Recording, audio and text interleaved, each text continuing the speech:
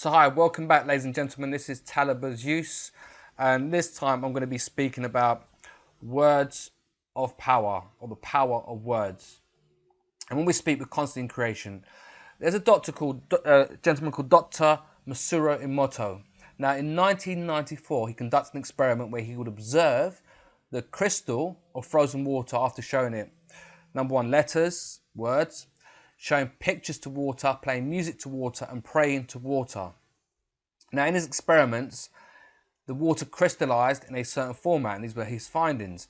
Now, what I want to do is draw your attention to where it says, "I will kill you." He showed this to water, and look how it crystallized, and then "thank you," and look how that crystallized. Even look above it, look how love crystallized. So you can see that words carry an effect on water. Now, what's so deep about this is we then look at the human body and we ask the question, what percentage of our body is made up of water? Would it surprise you to know that blood is 90% water? Now, we think about people that have heart attacks or disease, what usually we find is that their blood is thick. So they say you need to find a way to thin the blood if someone's having a heart attack so the blood can flow through effortlessly. Well, our blood is 90% water. What are we doing to our blood or our water when we speak negatively about people or about ourselves? By the way, what you should know is when you're speaking to somebody and you're calling them names, you're in fact calling yourself names. Do you know that your heart is 79% water, that your lungs is 80% water, that your kidneys is 82% water, that your bones is 22% water, that your brain is 83% water? When you're speaking, you're creating disease if you're speaking in negative format. So why not speak in a way that's not? Why not speak positively to yourself? It's not about positive thinking, by the way, but simply use the words like "thank you," "I love you." Look how you phrase things. Why use the word hate?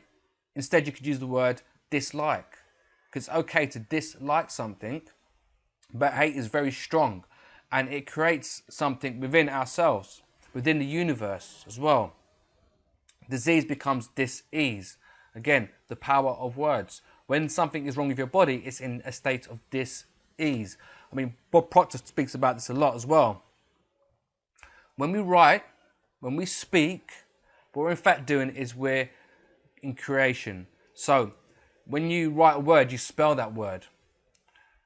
Whether you're writing it on pen and paper, whether you're typing it, whether you're texting it, you're spelling. And when you spell, is there any surprise or is there any wonder that when we spell, we're actually casting a spell? Where does the word come from? To spell, to cast a spell. If we look back and we look at, just so you can understand a bit more about words, when we look back and we look at history, for example, and a battle takes place on the battlefield, we can read about who won and who lost and how they won, can't we? And the events that took place. But are we reading something that's true? Are we simply reading somebody else's interpretation or somebody else's version of events? Is a better way to put it. Isn't it a case that whoever won the battle simply got to tell his story, which became history? So when you're speaking, you're in fact in creation. You're creating all the time. You're either creating something for yourself that's positive or negative when you speak on something, when you write something. So the power of words is important. Words carry a lot of power. That's why we say, rather than just tell your story, rather than just tell yourself the things that you want to have happen in your life and how you want your life to be and how you want yourself to be and so forth, write it. Because it's so easy to go back into a negative mindset if you've been doing it for so long. Subconsciously, don't think about it. So how many times do you just say something, without even thinking about it? Especially when you're speaking to people who are not conscious of what they're saying. So they speak negatively all the time, or they say things that can be quite negative all the time about a specific subject. So for example, the bus is always late. If you are conscious of what you're saying, brilliant. But most people tend to revert back, and I know I do it myself, and I practice it a lot as well. So that's why I like to write things, because when you're writing, you're consciously putting down the words that's going to basically create your life and create your world and create your environment and create your experiences. I hope you guys have enjoyed this today. This has been Talib's Use once again. Please like, subscribe.